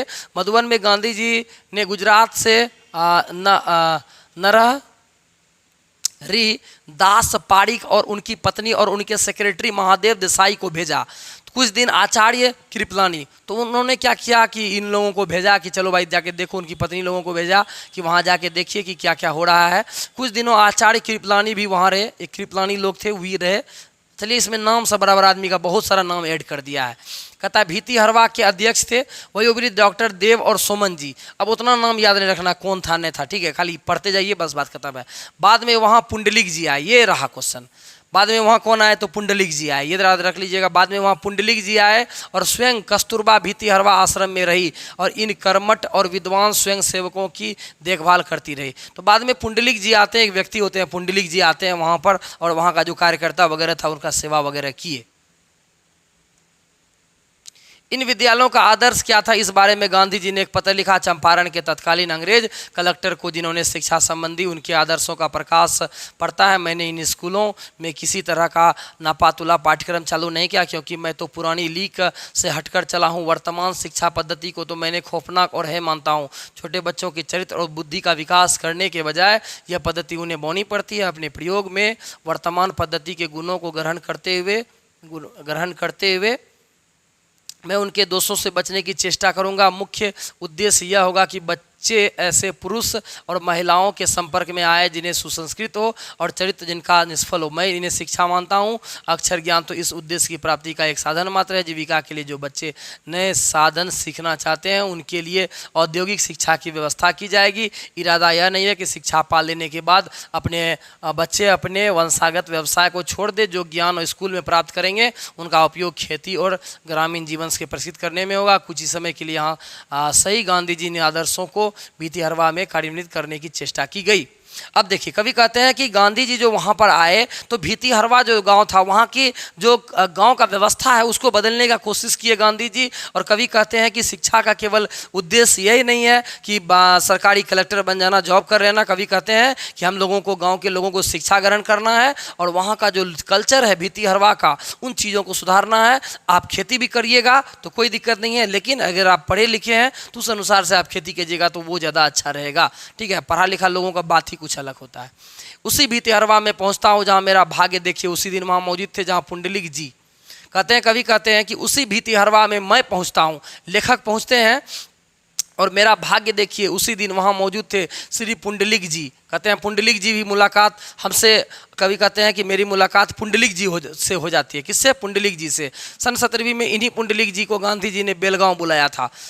और कवि कहते हैं यही वो पुंडलिक जी है जिसको गांधी जी ने बेलगांव बुलाए थे। बेलगांव में अधिवेशन हुआ था, वहाँ बुलाए थे भीतिहरवा आश्रम में रहकर बच्चों को पढ़ाने के लिए और ग्राम वासियों के दिल से भय दूर करने के लिए। वे लगभग 1 साल रहे और फिर अंग्रेज सरकार ने उन्हें जिले से निर्वासित कर दिया। लेकिन इतना समय बीत जाने पर भी हर 2-3 साल में उन्हें अपने पुराने स्थान को देखने पुंडलिक जी आते रहे। उनके शिष्य भी मौजूद थे, वृद्ध हो चले थे, किंतु पुंडलिक जी का तेजस्वी व्यक्तित्व, बलिष्ठ शरीर, दबंग आवाज़ साक्षी है उन अग्नि शिखा के जिन्होंने गांधी जी की शीतल बंधन में बंध जाना मंजूर किया। कवि कहते हैं कि आगे कहते हैं पुंडलिक जी के बारे में कहा कि जब मैंने वहाँ से मिला तो उसके बाद उनके शिष्य वगैरह से भी मुलाकात हुई। उनके शिष्य वगैरह भी आए। बट पुंडलिक जी अब तक में बूढ़े हो चुके थे, लेकिन बट पुंडलिक जी का जो शरीर था वो वाकई अभी भी कर्मठ था, बहुत ही ताकतवर शरीर हुआ करता था। उनका आवाज़ भी बुलंद था। पुंडलिक जी को वह कमरा दिखाकर वहाँ बैठकर गांधी जी काम करते थे, और वह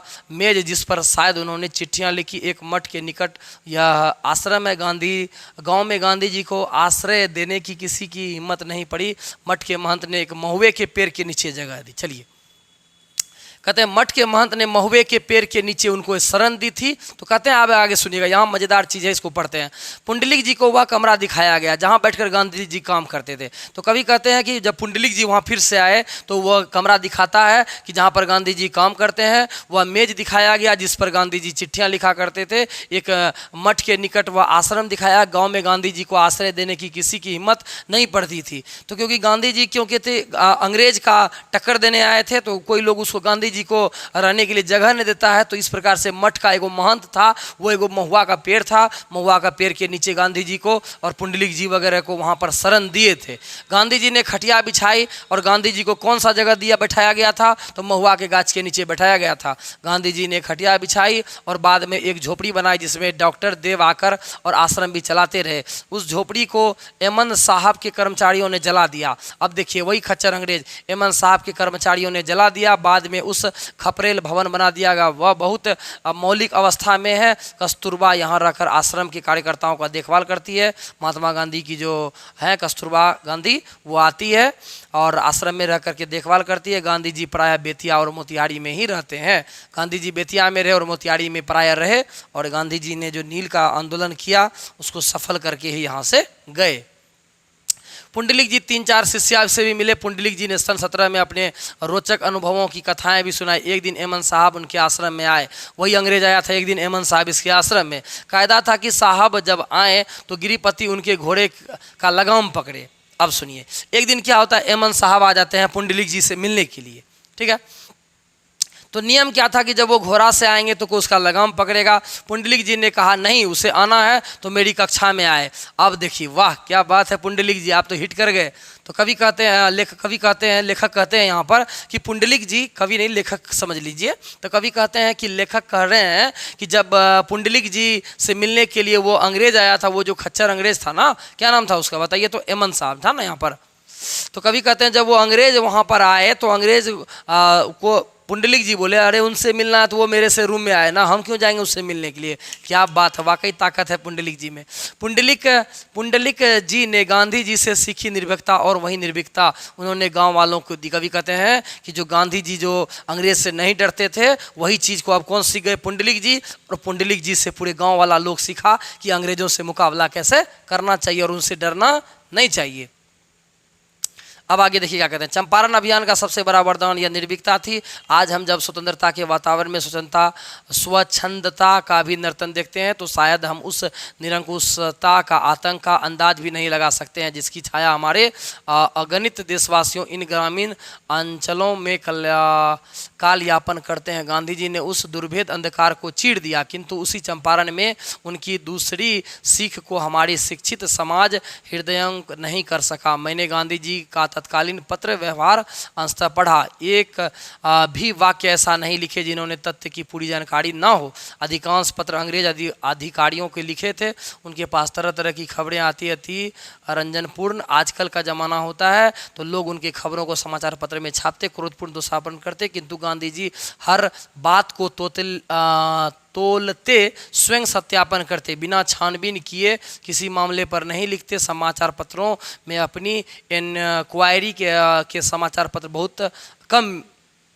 बहुत कम देते। किसी गांव से अत्याचार की खबर आती तो वहां जाकर खुद पूछताछ करते, राजेंद्र बाबू, अनुग्रह बाबू। चलिए, अब यहाँ कुछ नहीं है आपका, बस यही कह रहे हैं कि गांधी जी कहते हैं कि वहाँ पर गांधी जी ने क्या किया, वहाँ के लोगों को साहस दिया, और ये साहस उन्होंने पहले पुंडलिक जी को दिया, और पुंडलिक जी से पूरे गांव के लोगों को साहस मिला कि अंग्रेजों का मुकाबला कैसे करना चाहिए। और गांधी जी के बारे में जो वहाँ का जो समाचार पत्र सब मिला, वहाँ का जो लेख मिला, उन सब सारी चीज़ों में गांधी जी के बारे में विशेष रूप से जानकारी है।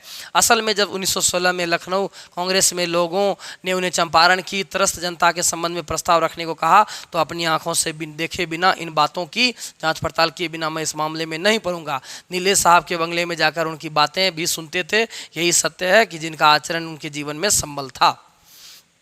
अब यहाँ आगे कुछ नहीं है, बस नीले के बारे में कहा गया है कि वहाँ के लोग इस प्रकार से किया करते थे। चलिए, तब तो आगे कुछ है नहीं। आज तो बिना जांच पड़ताल किए दोषारोपण करना असामान्य व्यवहार है। आज तो छोटी सी बात को बढ़ाकर समाचार पत्रों और गुमनाम चिट्ठियों में लिख भेजता हूँ। आज सत्य धूलि सहर्जित पड़ता है, भितिहरवा में आश्रम में उपेक्षित है। कैसी है बंगाल की यह भूमि, मानो मृत्यु के हाथों में अपनी बड़ी निधियों के सौंपने की बात आती है। ठीक है, भितिहरवा के पास एक जगह है, उसका नाम है रामपुरवा। क्या नाम है? रामपुरवा। ठीक है, अब आगे देखिए कहता है तो यहाँ ध्वस्त पड़े हैं दो अशोक स्तंभ, एक पर सिंह था और दूसरे पर बैल। अब कहते हैं आगे, कवि कहते हैं कि लेखक कह रहे हैं कि भितिहरवा के पास ही एक रामपुरवा है। भितिहरवा के पास ही एक जगह है, उसका नाम है रामपुरवा। ठीक है, तो कवि कहते हैं वहाँ दो अशोक स्तंभ मिला। क्या मिला? दो अशोक स्तंभ मिला है, एक पर सिंह है और दूसरे पर बैल है। दूसरे पर क्या है? बैल है। पुष्ट मौर्य कला के नमूने। ऐसा लगता है कि वो मौर्य काल का ही वो चीज़ें मिला है। शायद रामपुरवा के कोई बौद्ध तीर्थ स्थल रहा हो। गंडक नदी के किनारे कई बौद्ध स्थल हैं। कुशीनगर है, लौड़िया है, नंदनगढ़ है, अरेराज है, केसरिया है, चाणकीगढ़ है और वैशाली है। कभी कहते हैं कि गंडक नदी के किनारे जो है बहुत सारा बौद्ध स्थल है। वहाँ गौतम बुद्ध से संबंधित जो जगह है, जैसे कुशीनगर हो गया, लौड़िया हो गया, नंदनगढ़ हो गया, अरेराज हो गया, केसरिया, तो ये सब सारी जगह हैं जिसमें गौतम बुद्ध से रिलेटेड और मौर्य वंश से संबंधित बहुत सारा प्रूफ मिला है। कहते हैं कुशीनगर गोरखपुर जिले में है। अब कुशीनगर स्वतंत्र जिला है। यहाँ गंडक को नारायणी कहा गया है। तो यहाँ क्या कहा गया है? गंडक नदी को क्या कहा गया बच्चों? तो नारायणी नदी कहा गया है।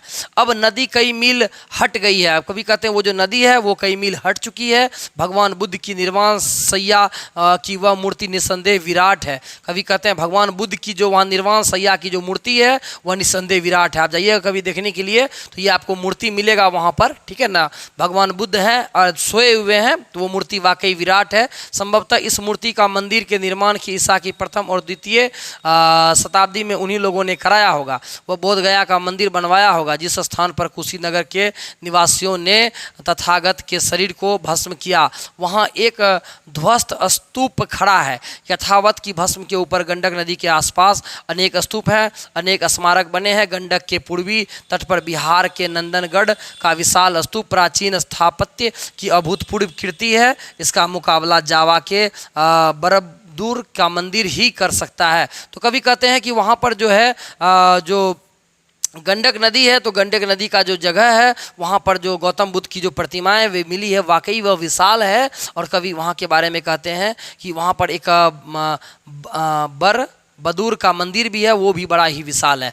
अभी तक यह काल निर्णय नहीं हो सका है कि वहाँ जो मूर्ति मिला है बरबदूर का मंदिर जो है वहाँ पर जो मिला है उस चीज़ के बारे में नहीं बताया जा सकता कितना पुराना है। कभी कहते हैं 82 फुट ऊंचा और 1500 फुट वृत्ताकार इस स्तूप की शीर्ष स्थल के निकट मैंने वह स्थान देखा जहाँ एक छत्राकार स्मारक के भीतर कांसे के बर्तन में भोजपात्र लिखी है। भोजपात्र का मतलब होता है पहले ज़माने में जो लिस्ट वगैरह बनता था, जो चीज़ पहले ज़माने में होता था उसको भोजपत्र में लिखा जाता था। और 4वीं शताब्दी के एक बौद्ध पांडुलिपि मतलब पहले ज़माने में क्या होता था कि पांडुलिपि वगैरह आता था जिसमें कि पुरानी चीज़ों को लिखा जाता था। पांडुलिपि वगैरह मिला है। चलिए अब तो ख़त्म ही होने वाला है, काफ़ी लंबा है जी, बस ख़त्म ही होने वाला है। चलिए बस हम लोग ख़त्म ही करने वाले हैं चैप्टर को। थोड़ा लंबा चैप्टर, अब लंबा है तो क्या करें, स्किप तो नहीं कर सकते हैं। थोड़ी ही दूरी पर अशोक का बनाया हुआ लौड़िया नंदनगढ़ का सिंह स्थल है। मेरे विचार से यह अशोक का सबसे बड़ा कलापूर्ण स्थल है। लेक का यह स्पष्ट है। यह लेक के बारे में कभी आगे कुछ कहते हैं, यहाँ चलिए कुछ है नहीं, ये सब सारी चीज़ों को देख लेते हैं। पशुवध की मनाही की गई है। तत्कालीन कमिश्नरों ने अपने कर्तव्य और आदर्शों को याद दिलाई है। आजकल के कमिश्नर के बारे में गगन स्पर्शी सिंह की भंगिमा और नीचे खुदे हुए लोगों को देखते देखते 2200 वर्ष पहले के प्रतापी किंतु करुणा स्वर की प्रतिध्वनि मालूम चलती है। तो बस वो कभी कहते हैं आगे चलिए। कभी यहाँ पर आगे कुछ नहीं कह रहे हैं, लेखक कह रहे हैं कि जो वहाँ पर जो गंडक नदी है, गंगा नदी के आसपास जो चंपारण का इलाका है वहाँ पर जो क्या है कि बौद्ध धर्म से रिलेटेड बहुत सारी चीज़ें मिली है। और जो सम्राट अशोक थे, अशोक से रिलेटेड बहुत सारी चीज़ें मिली है, जैसे लौड़िया नंदनगढ़ ये अभिलेख वगैरह है। तो वहाँ पर अशोक का जो है ना बहुत सब चीज़ पुराना चीज़ सब मिला है। एक नदी रामपुरवा और भितिहरवा होते हुए उत्तर के नेपाल के निकट भीखना थ्योड़ी तक जाती है। नाम है पंडई नदी और शायद इसी के सहारे भगवान बुद्ध भगवान बुद्ध अनेक बार अनेक भिक्खु भिखना शब्द के सामान्य देखिए जाते थे लुम्बिनी और नेपाल। तो कवि कहते हैं वहाँ एक नदी है, उसका नाम है पंडई नदी, और इस नदी के सहारे शायद गौतम बुद्ध जो क्या करते थे, नदी के रास्ते दूसरे जगह जाया करते थे। कहाँ जाते थे? लुम्बिनी और नेपाल जाते थे इस नदी को पार करके, पंडई नदी को। ठीक है, आगे चलिए, कहते हैं अब आगे कि फायान और हेनसांग भी इसी पथ पर आए थे। एक यात्री था, विदेश से आए थे, चीन से आए थे, उसका नाम था फायान और हेनसांग। तो हेनसांग जो थे और फायान जो थे वो लगता है कि शायद इसी रास्ते से आए थे और इसी पथ से आए थे। लौड़िया नंदनगढ़ निश्चित एक विशाल पावन स्थल रहा होगा। कवि कहते हैं कि जो लौड़िया नंदनगढ़ जो जगह है वह निश्चित ही एक विशाल स्थल रहा होगा, अनेक टीलें वगैरह वहाँ पर मिली है लौड़िया के। अब आगे सुनिएगा, कभी कहते हैं लौड़िया के दक्षिण में अरेराज और अरेराज के दक्षिण में केसरिया और वैशाली, यही तो वह पथ था जिनसे भगवान बुद्ध अपनी अंतिम यात्रा पर गए थे, अपनी परम प्रिय नगरी गणतंत्र लिच्छवी। तो कवि कहते हैं यही वो रास्ता है जिससे भगवान बुद्ध जो है ना गणतंत्र लिच्छवी को गए थे, अपनी राजधानी वैशाली में अंतिम दर्शन के लिए गए थे। भगवान ने अपने समस्त शरीर को गजराज की तरह घुमाया था और बोले आनंद आनंद। महात्मा ये जो थे जो गौतम बुद्ध थे उनका एक शिष्य था, उसका नाम था आनंद, तथागत को अंतिम दर्शन दिए थे। तो ये अंतिम दर्शन वहीं से उन्होंने दिया था, वही नदी के रास्ते गए होंगे। ठीक है, लिच्छवी रास्ता रोककर खड़े हो गए, बीच में नदी आ गई और तथागत ने अपना भिक्षापात्र उन्हें दे दिया। तथागत ने क्या किया? अपना भिक्षापात्र उन्हें दे दिया। इस वैशाली में अम्बपाली में ने तथागत को अपना आम्रकानंग समर्पित किया और इसी वैशाली में जैन धर्म के तेजस्वी तीर्थकर भगवान महावीर का जन्म हुआ था। अब सुनिएगा, कवि कहते हैं यहाँ पर जो जैन धर्म के जो तेजस्वी तीर्थकर थे भगवान महावीर का जन्म भी इसी जगह पर हुआ था। आज जैन समाज अपनी जो इस पुण्य धरोहर को भूल गया है। आज जो जैन धर्म वाले हैं वो अपना इस जगह को भूल गया, बट उन्हें भूलना नहीं चाहिए। अब आगे चलिएगा, अभी आगे कहते हैं कवि लेखक कहते हैं आगे कि भैंसा लोटन की महत्ता को भूल गए हैं। कवि कहते हैं आगे, लेखक कह रहे हैं आगे कि भैंसा लोटन की महत्ता को भूल गए हैं। यहाँ हिमालय की छोटी पहाड़ियों के बीच गंडक चट्टानी जो दीवारों के बीच गुजरती है, वहाँ मैंने देखा घड़ियालों का निवास स्थल है। वहाँ लेखक कहते हैं कि वहाँ पर मैंने घड़ियाल लोगों को देखा। लेखक कह रहे हैं कि जो भगवान जैन धर्म जो भगवान महावीर हैं, जो उनका जन्म स्थान है, लोग उन जन्म स्थान को भूल गए हैं और आज उस जगह पर घड़ियाल है, मगरमच्छ लोगों का हो चुका है। तो भूलना तो ऐसे नहीं चाहिए, इसलिए लेखक इन सब चीज़ों पर चर्चा कर रहे हैं। पंचनद नदी गंडक से वहीं मिलती है, पंचनद के कुछ ऊपर तमसा नदी मिलती है। 2-3 नदी के बारे में बताया गया है और अनेक मूर्तियां वहाँ बिखरी हुई है। और इस गंडक के सहारे चलिए तो 173 मील की दूरी पर पटना के सामने सोनपुर के निकट गंडक गंगा के संगम पर हरिहर क्षेत्र मिलेगा वहाँ। ठीक है, तो आगे लेखक बोलते हैं कि वहाँ जो गंडक नदी के जो सोनपुर के निकट जो है ना एक मेला लगता है, उसको बोला जाता है हरिहर क्षेत्र का मेला। वो बहुत ही बड़ा मेला होता है और जिसको कि आप लोग सोनपुर मेला के नाम से भी जानते हैं। वर्तमान और अतीत को हीन कड़ी है गंडक नदी, ना जाने कितने महात्माओं और संतों ने इसके किनारे और तेज पाया, किंतु गंडक कभी गंभीर ना बन सकी, इसलिए इसके किनारे तीर्थ स्थल की अस्थाई ना रह सके। हिमालय के चरणों में त्रिवेणी भैंसा लोटन, ठीक है ना, त्रिवेणी को कहा गया क्या? भैंसा लोटन कहा गया है। से लेकर समुद्र से लेकर सोनपुर के हरिहर क्षेत्र तथा गंडक के किनारे पर ऐसे तीर्थों को मानो समाधियां बिखरी पड़ी है तो शायद अवसर ना मिले। अयोध्या, हरिद्वार, मथुरा, काशी बन जाते हैं, पर गंडक की उच्च श्रृंखला कन्या की रही श्रेष्ठ सहोदरा गंगा की गंभीर इसे से सुहाया ही नहीं। इस अतीत को कौन स्मृतियाँ गंडक ने छोड़ी है? भवन नहीं, मंदिर नहीं, घाट नहीं। अब आगे लेखक लिख रहे हैं कि अतीत की कौन स्मृतियां गंडक ने नहीं छोड़ी है। लेखक कहते हैं कि ये जो हमारा अतीत है, उस अतीत का किस चीज़ को हमारे गंडक ने नहीं बताया है? सब सारी चीज़ों को गंडक ने ही तो बनाया है।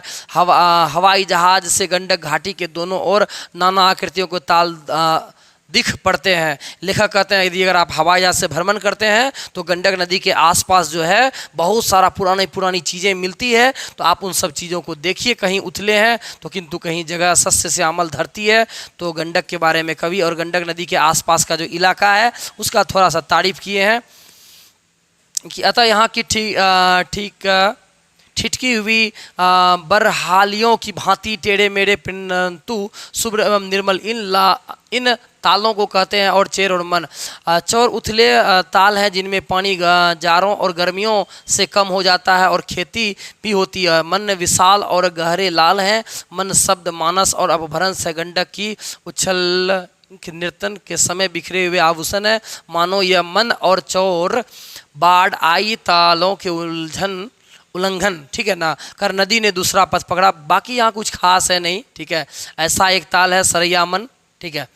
अब आगे का भी लेखक कह रहे हैं कि बेतिया नगर से 4 किलोमीटर दूर, बेतिया नगर से 4 किलोमीटर दूर कच्ची और उबड़ खाबड़ सड़क से हम लोग पहुँचे। लेखक कहते हैं कि हम लोग बेतिया नगर से कच्ची उबड़ खाबड़ सड़क के रास्ते वो वहाँ पहुँचते हैं। त्रयोदशी का चांद अपना साम्राज्य फैला चुका है। बेतिया राज ने इस जंगल को सुरक्षित रखा है और यह 130 एकड़ रकबे का अभय क्षेत्र है। तो लेखक कह रहे हैं कि त्रयोदशी का चांद के समय में वो वहाँ पहुँचते हैं और बेतिया का इलाका जो जंगल से सुरक्षित है। बस ये सारी चीज़ें हैं और आगे कुछ है नहीं।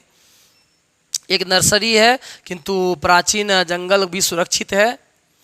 1 मील वन पथ चलने के बाद मन को किनारे पहुँचे, ठीक है। विशाल ताल, बीच में द्वीप और 3 और जल राशि नौका विहार से निकले इन्हीं लहरियों पर चांदनी और प्रतिबिंब खड़ोत बार बार झलक दिखाया। अंतर्धान आगे बढ़ते हुए लेखक चलते हैं, आगे चलते हैं कि जन्नत राशि।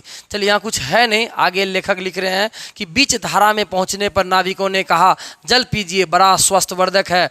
बात यह है कि शताब्दियों से यहाँ किनारे से लगे हुए जामुन का वृक्ष समूहों का जामुन को अगणित फल गिरते रहे हैं और इस तरह सरैया मन का जल का वैदिक सिद्धांत के अनुसार शुद्ध होता रहा है।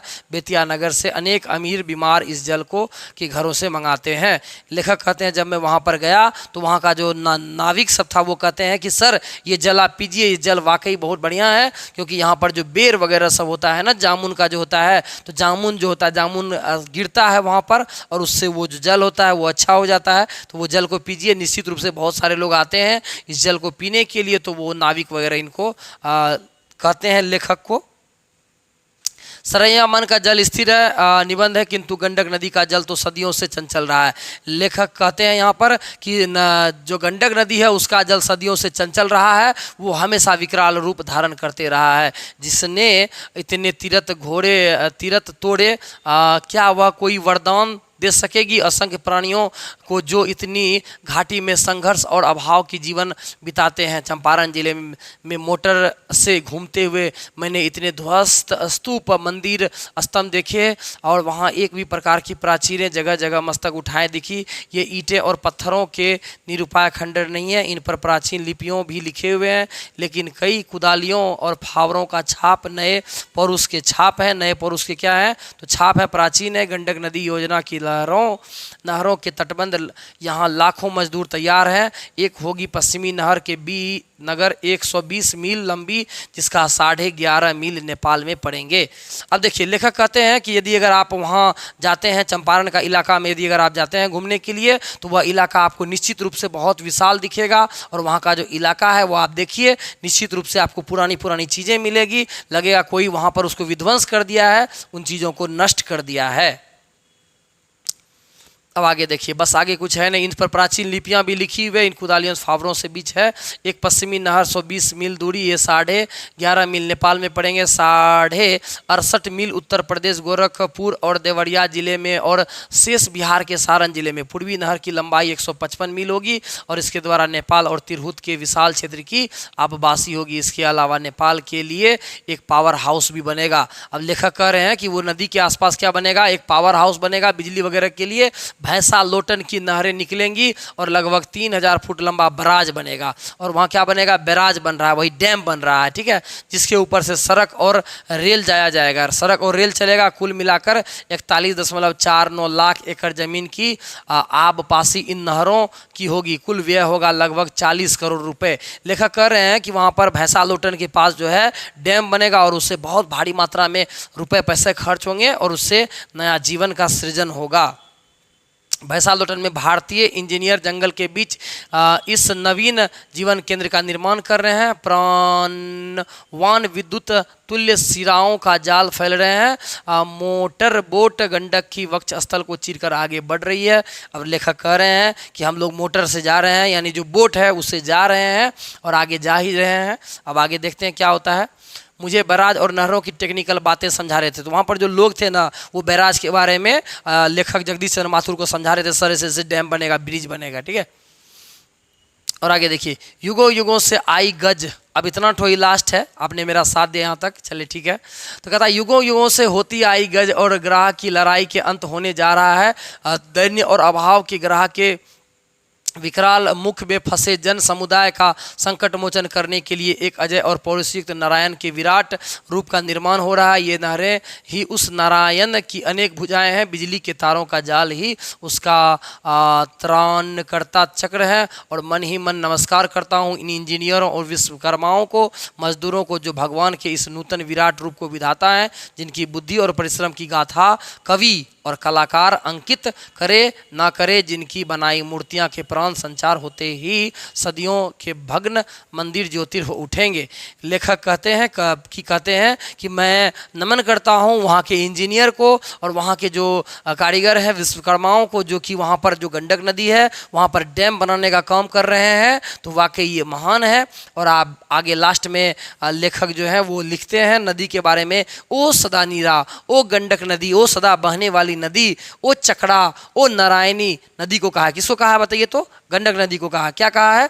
ओ सदा नीरा, ओ चक्रा, ओ नारायणी, ओ महागंडक, युगों से दीनहीन जनता की इन विविध नामों से तुझे संबोधित करती आ रही है। ये जो जनता है तुम्हें इन सब नामों से संबोधित करती आ रही है, इन सब नामों से तुम्हें पुकार रही है। तेरी चीर चंचल धारा ने उनकी आराधना की के कुसुमों अगणित तीर्थों को ठुकरा दिया, पर आज तेरे पूजन के लिए जिस मंदिर का प्रतिष्ठा हो रही है उसकी नींव बहुत गहरी है, इसे तू ठुकरा ना पाएगी।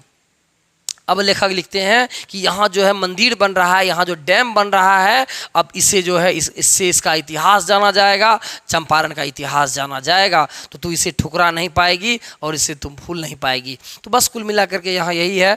तो इस चैप्टर से हम लोगों को बस यही सब हम लोगों को शिक्षा मिला कि जो आपके जो लेखक हैं जगदीश चंद्र माथुर जी, वहाँ के बारे में कहते हैं, चंपारण के बारे में बताते हैं कि वहाँ पर किस प्रकार से नील वगैरह की खेती होती है और किस प्रकार से वहाँ थारू लोग आते हैं, उसके धांगर लोग आते हैं, भुइया लोग आते हैं, वहाँ का कल्चर मिल जाता है। और नदी उदी के बारे में बताते हैं कि वहाँ डैम बन रहा है। बस यही सब चीज़ है इस चैप्टर में। कुल मिलाकर के देखिए चैप्टर तो बहुत लंबा हो जाता है और वीडियोज भी लंबा हो जाता है। अब यदि अगर हम शॉर्टकट में इस वीडियो को खींच देंगे तो 10 से 15 मिनट लगेगा, लेकिन बट आपका क्वेश्चन आंसर नहीं बनेगा तो आप बोलिएगा सर हमसे क्वेश्चन आंसर नहीं बनता है।